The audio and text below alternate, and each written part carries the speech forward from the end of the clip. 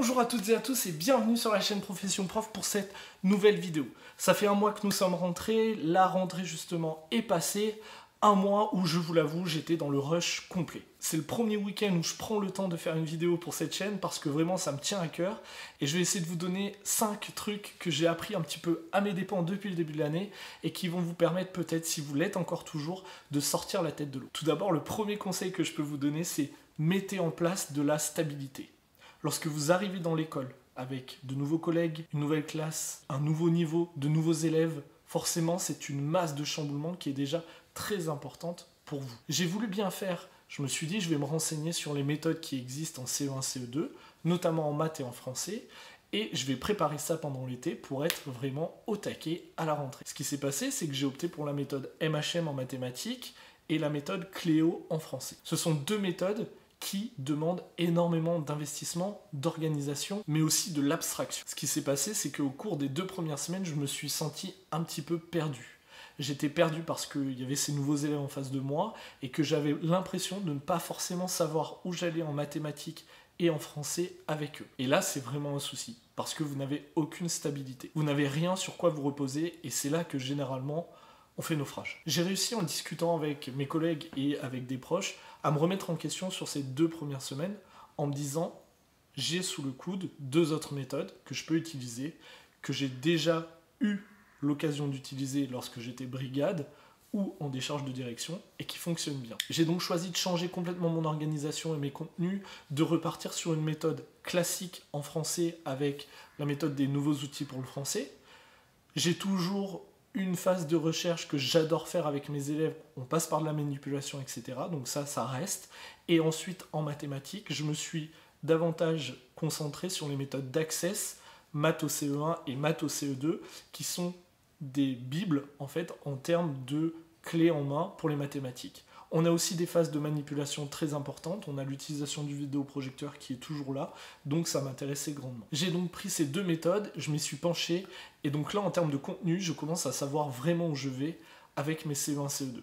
Et lorsque vous savez où vous allez avec vos élèves, eux le savent aussi et comprennent beaucoup plus facilement ce que vous essayez de leur enseigner. Le deuxième conseil que je peux vous donner, si vous êtes dans mon cas, et c'est génial, n'hésitez pas à aller discuter avec vos collègues. Pour le coup, moi, je suis tombé encore dans une équipe formidable, donc du coup, j'ai de super collègues avec qui échanger est un réel plaisir. On va pouvoir discuter de tout, de nos vies perso, mais aussi de la vie pro. Et ça, c'est très important lorsque vous débarquez dans une école. On en avait parlé un petit peu dans la vidéo sur les brigades, mais du coup, l'aspect social dans l'école est très important. Si vous apercevez qu'il vous manque un manuel, qu'il vous manque un dictionnaire, qu'il vous manque tel ou tel matériel, n'hésitez pas à en parler avec vos collègues pour faire des échanges de matériel, etc., pour vous rendre dans une classe, pour échanger. Et même au niveau des méthodes, si par exemple vous apercevez que vous cherchez partout telle ou telle méthode, peut-être qu'elle existe déjà dans l'école et qu'elle est planquée dans un placard, dans une classe, que quelqu'un ne l'utilise pas forcément, et du coup n'hésitez pas à en parler. Discutez beaucoup avec vos collègues, ils ont beaucoup à vous apprendre et vous avez aussi des choses à leur partager, donc ça c'est très important lorsque vous arrivez dans l'école. Troisième conseil que j'ai à vous donner, c'est tout simplement, et on l'apprend très vite dans l'enseignement, la théorie est différente de la pratique. Ça veut dire que lorsque vous préparez pendant l'été plein de choses, plein de jolies choses à mettre en place, vous vous apercevrez sans doute qu'il y a peut-être 70% des choses que vous allez pouvoir mettre en place avec vos élèves et 30% qui vont ne pas pouvoir être utilisées. Donc ne vous démoralisez pas là-dessus. Dites-vous que si ça ne sert pas cette année, peut-être que ça servira l'année d'après.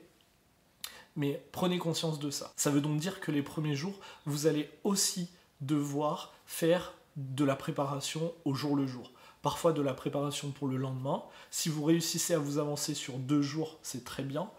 Et vous allez avoir tout l'extérieur. Pour moi, il y a vraiment 2 tâches très importantes lorsque vous êtes enseignant. Il y a toute la tâche administrative et organisation de la classe, type affichage, gestion des cahiers, gestion des corrections, etc.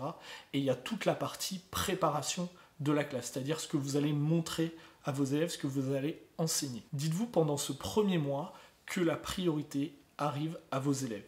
Bien sûr, il y a toutes les tâches administratives du quotidien, telles que la cantine, recenser les fiches de renseignement, prendre en compte les évaluations nationales si vous êtes dans ce cas des CPCE1 par exemple, mais tout le reste, essayez de focaliser votre attention sur ce que vous allez présenter à vos élèves. Dites-vous qu'il y a les vacances qui vont arriver bientôt et que ça va vous faire une soupape de sécurité à la fois pour vous reposer, mais aussi pour vous permettre de remettre à jour un petit peu tout ce que vous n'avez pas fait côté administratif ou affichage de classe par exemple. Ça fait un mois que je dois afficher des choses dans ma classe et que je n'ai pas eu le temps d'afficher encore. Je me dis que c'est pas grave, pour l'instant mes élèves n'en ont pas forcément besoin, ça va être de l'affichage qui va servir un petit peu plus tard, donc du coup ce n'est pas grave. Je me le garde pour plus tard et je pourrai le faire par la suite. Le quatrième conseil que je peux vous donner, c'est lorsque vous êtes en double niveau, et il y en a beaucoup, c'est l'utilisation tout simplement de timers. Je les utilise dans ma classe depuis le début de l'année et ça me permet vraiment de ritualiser mes temps de travail avec chaque niveau. Je vais avoir un timer pour les CE1, un timer pour les CE2, et en fonction de l'activité proposée, si c'est une activité autonome, je vais mettre le timer chez les CE1 en leur disant « Attention, je vous laisse 10-15 minutes pour faire l'activité, je pars avec les CE2 pour travailler avec eux. Donc j'ai besoin d'être avec eux. Pendant ce temps-là, vous vous occupez. Si vous voyez qu'il y a quelque chose que vous n'arrivez pas à faire, vous laissez, on regardera ensemble quand je reviendrai. » Ça me permet, moi, d'un côté, de bien faire la différence entre mes deux niveaux, parce que les programmes sont différents, mais aussi, ça permet aux élèves de bien apprécier le temps qu'ils ont pour faire l'activité. Très important pour les élèves en difficulté qui vont avoir vraiment un visuel du temps qui passe avec mon timer qui va passer du rouge au blanc et la petite sonnerie enfin qui indique que l'activité est terminée. Parfois ça peut paraître un peu stressant d'utiliser ce type de timer, mais pour le coup ils se sont bien habitués, ils ne sont pas dans le rush dès qu'il reste une minute par exemple, ils savent que ça va bientôt sonner, mais c'est pas grave, ils continuent leur activité et si c'est pas terminé, on prendra un moment dans la journée pour terminer. Le cinquième conseil et dernier conseil que je vais vous donner, c'est tout simplement de vous faire confiance. Parfois, lorsqu'on va préparer sa classe, lorsqu'on va mettre en place des choses, on va s'apercevoir que ça ne fonctionne pas, on va s'apercevoir que ce qu'on a préparé n'est pas du tout en adéquation avec le niveau des élèves ou alors ce qu'ils sont capables de faire, mais c'est pas grave.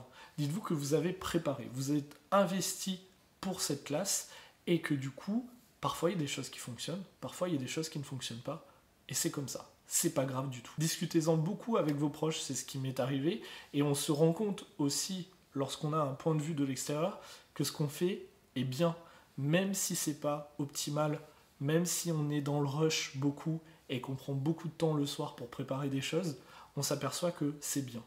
Et croyez-moi, au bout d'un certain moment, on va sortir la tête de l'eau parce qu'on va commencer à ritualiser nous aussi notre façon de travailler.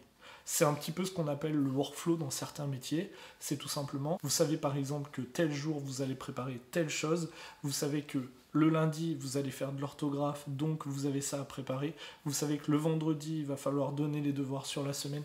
Donc ça c'est un workflow qui va rentrer en place dans votre esprit sous la forme d'une habitude. Comme les élèves, vous allez ritualiser votre façon de travailler.